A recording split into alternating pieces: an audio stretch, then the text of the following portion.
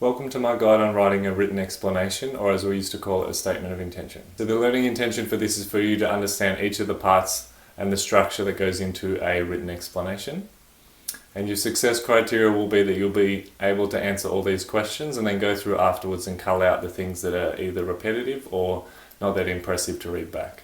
So the first aspect we're looking at is form.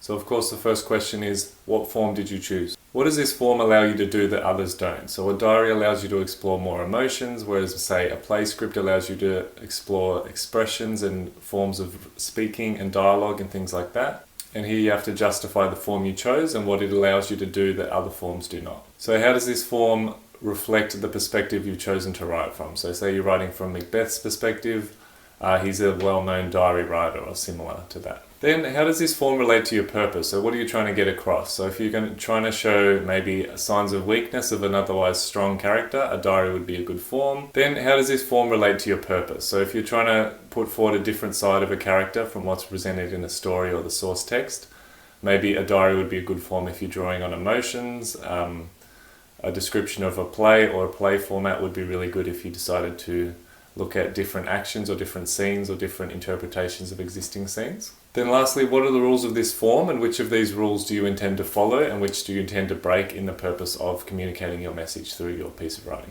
So next up is language, and in regards to language you're going to start off by looking at literary techniques, and this is your evidence to prove that you've read the original text thoroughly and you've understood it well, and also that you can replicate these techniques in your own writing. For example, you might say I chose to use the motif of a dagger, and then you would need to provide a quote that illustrates the use of the dagger motif from the source text, and then also provide an example from your own text. Is your language more formal or informal, and why did you choose to make it this way? What symbolic language did you use, and what was the intended effect of this symbolic language on your reader or your audience? What themes, symbols and motifs have you used in your text? And again, you're going to have to quote examples from the source text and from your own text here.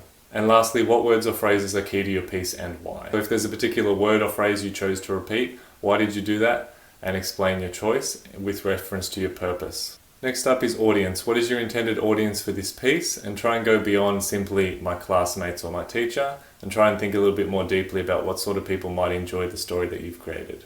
What knowledge does your piece require of your audience? So are you referring to things, obviously a good knowledge of your source text would be useful, but what else and what other kinds of knowledge would be useful for your reader or your audience? And then what knowledge of another text would help your audience to further appreciate your own text? So obviously the source text we've already covered previously, but if you're referring to maybe pop culture references or other stories or books, it'd be a good time to explain which those are and how that would improve a person's understanding of your own text. And the last two are pretty generic and you can skip them if you need, but what age bracket do you think would really connect with your story, and what genders do you think would prefer your story and why? So this is the most important thing, the purpose section, which ties it all together. So the first question is, why did you choose to write this text? So here you're going to explain why you chose it, what you're trying to illustrate, and how yours is different to the source text. So what does your text add to the original text? So what scenes are you adding, what characters are you adding, what is different and what is the same?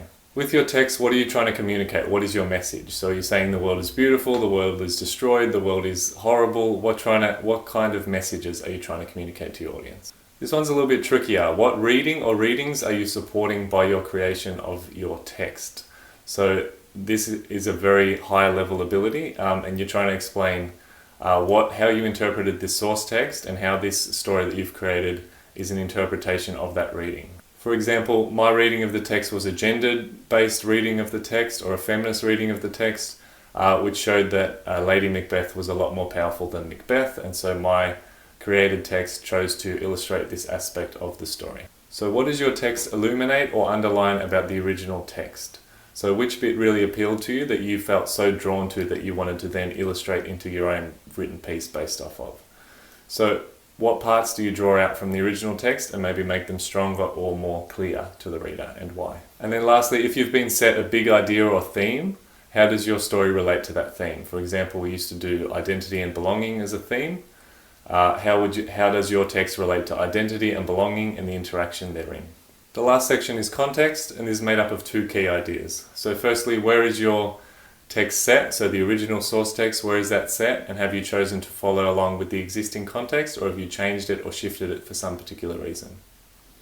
And then secondly, how does your context relate to the modern world? So how does this story you've written relate to what's happening in our world, and how does it affect us? And then lastly, as before, if you've been set a big idea or theme, as earlier mentioned, identity and belonging, for example, how does your text relate to this bigger theme and why? So just to give you a bit of an overview on the relative length of each of these, the largest section is always going to be language because it's English and that's what we're focusing on.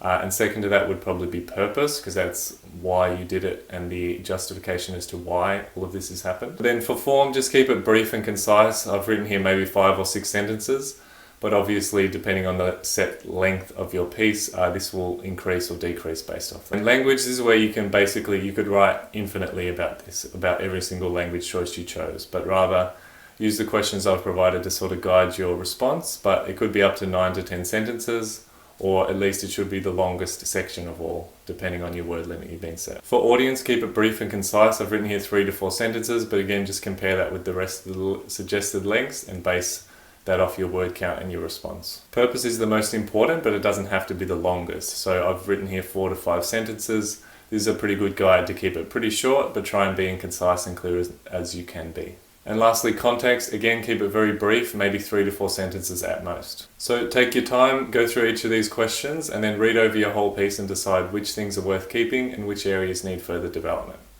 Good luck.